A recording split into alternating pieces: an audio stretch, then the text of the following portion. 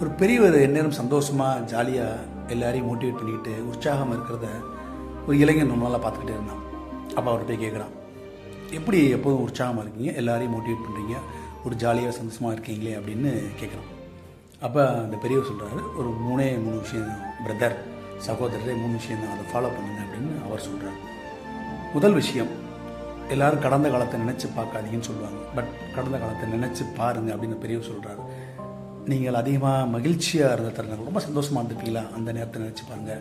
ஒரு வெற்றி, ஒரு அதிகமான மார்க் எடுத்திருப்பீங்க, உங்களை பாராட்டியிருப்பாங்க, ஸ்கூல்லையோ கல்லூரிலையோ ஸ்போர்ட்ஸ்லையோ ப்ரைஸ் வாங்கியிருப்பீங்க, அந்த தருணங்களையும் நினைத்து பாருங்கள். அது பெரிய சந்தோஷம் கொடுக்கும். ஒன்று. ரெண்டாவது, யாரோடையும் கம்பேர் பண்ணாதீங்க அப்படிம்பாங்க. கம்பேர் பண்ணி பாருங்கள்.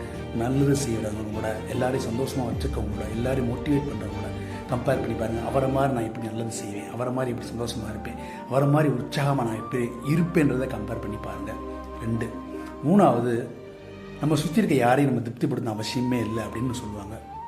அவசியம் இல்லை. ஆனால் ஒரே ஒருத்தரை மட்டும் நீங்கள் திருப்திப்படுத்த நினைக்க வேண்டும். அது யாருன்னா நீங்கள் தான்.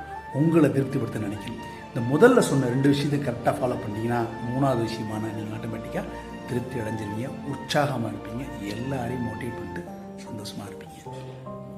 நல்ல சிந்தனைகளை விதைப்போம், நம்பிக்கையை வளர்ப்போம். Good night.